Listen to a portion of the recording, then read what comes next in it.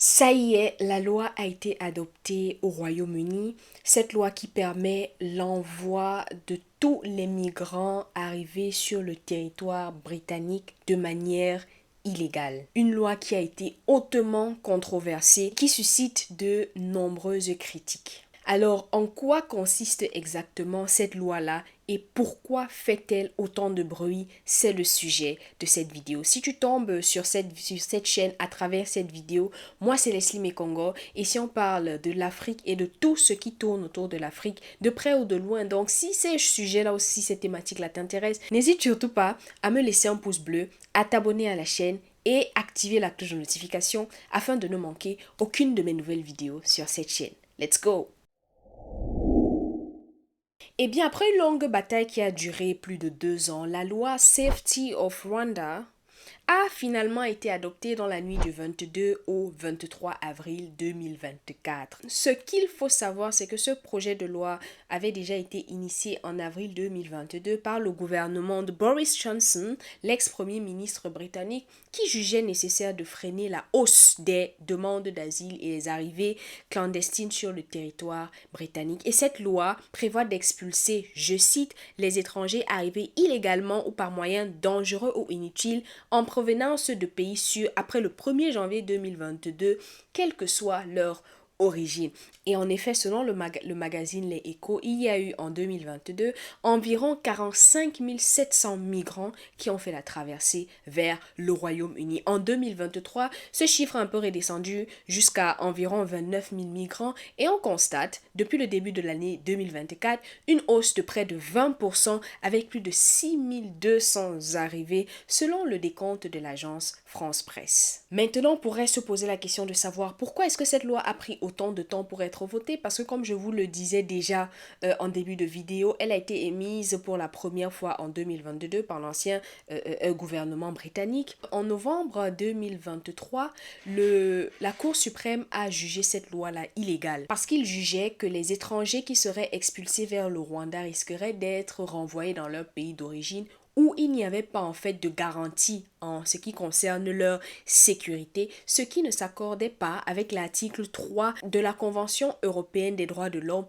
Donc, le Royaume-Uni est signataire. Mais comme le Royaume-Uni, donc le gouvernement cette fois-ci de Rishi Sunak, qui a décidé de suivre les pas de son prédécesseur, ils ont présenté une nouvelle monture qui définit le Rwanda comme étant un pays sûr, ok?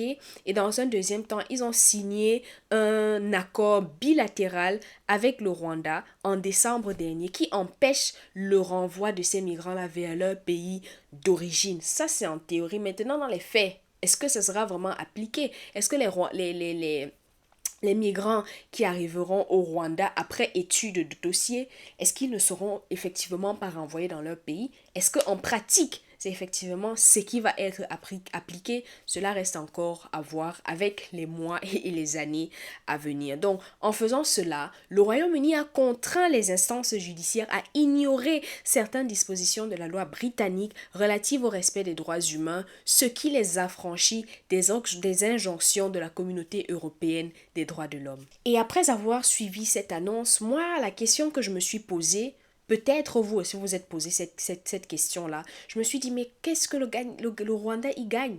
Pourquoi est-ce que le Rwanda accepte de recevoir ces migrants-là dans leur pays?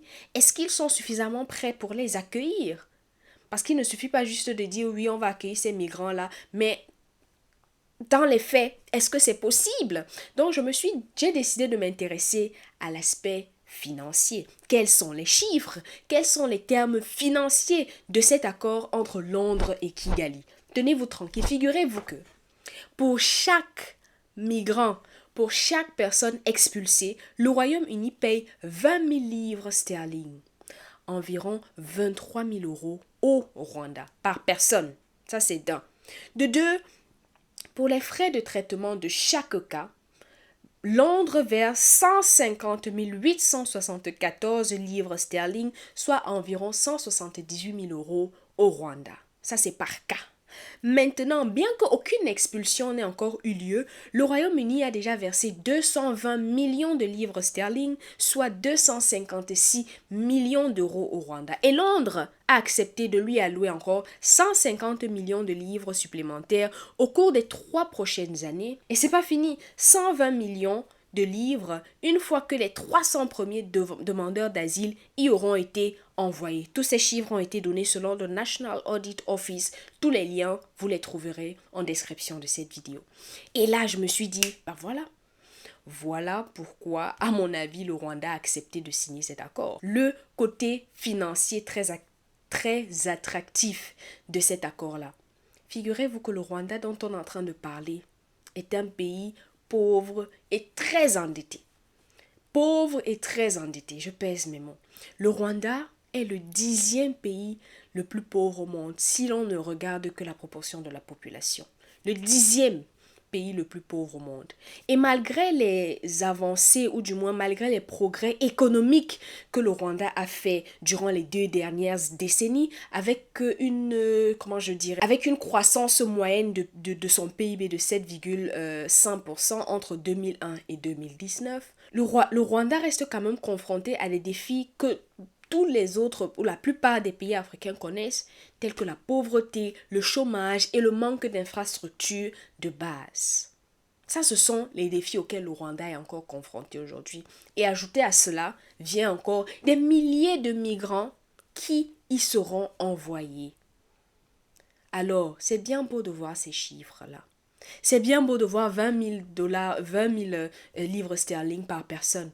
Mais la question que je me pose, c'est quels sont les moyens que le Rwanda a déjà mis en place jusqu'à ce jour pour pouvoir accueillir ces migrants-là. Est-ce que ces migrants-là seront logés dans des appartements, je dis ça comme ça, décents? Est-ce qu'ils auront le strict minimum pour pouvoir vivre? Est-ce qu'ils seront nourris? Est-ce que tout cela sera suffisant? Et surtout, la grande question que je me pose encore, c'est, parce qu'on connaît très bien nos pays en Afrique, l'argent que le Royaume-Uni verse au Rwanda, sera-t-il vraiment utilisé pour servir la cause de ces migrants-là? Est-ce que cet argent-là ne sera pas utilisé à d'autres fins? Ça, ce sont des questions que je me pose. Mais j'aimerais aussi avoir vos avis. Qu'est-ce que vous pensez déjà dans un premier temps de cet accord qui a été signé entre Londres et Kigali? Et dans un deuxième temps, est-ce que vous pensez que le Rwanda est prêt pour cela? Est-ce que vous pensez, dites-moi sincèrement, que le Rwanda est prêt pour cela? Je vous attends dans les commentaires afin que vous puissiez me donner vos avis. Et aussi, j'allais même oublier un autre point donc, que je juge aussi très important, c'est le côté sécurité de ces migrants-là, le côté sécuritaire. Est-ce que le Rwanda sera capable d'accorder assez de sécurité à ces migrants-là? Quand on se rappelle l'épisode de 2018 où les policiers rwandais ont ouvert le feu sur des réfugiés, causant la mort de 12 réfugiés. Est-ce que ces réfugiés-là, est-ce que ces migrants-là seront en sécurité au Rwanda? Tant de questions que je me pose. Bref, on verra bien comment la situation va évoluer de ce côté-là. Et la grande interrogation aussi, c'est est-ce que les compagnies aériennes vont accepter de pouvoir faire ce transport de migrants-là quand on sait en fait qu'ils seront accusés de complicité de violation des droits humains selon l'ONU. Parce que l'ONU leur a clairement dit en fait que toute compagnie aérienne qui va faciliter le transport de ces migrants-là du Royaume-Uni vers le Rwanda, ils pourraient être complices de violation des droits humains. Donc, bref, on verra bien comment les choses vont évoluer de ce côté-là. Et bien sûr, à chaque fois qu'il y aura une information ou des nouveautés par rapport à cela, je n'hésiterai pas à en parler sur cette chaîne. Et donc, voilà ce que j'avais à discuter avec vous aujourd'hui. Comme je disais déjà tantôt, vos avis, je les attends dans les commentaires. Et on se rejoint dans la prochaine vidéo. Jusque-là, portez-vous bien. C'était Leslie. Bisous. Ciao.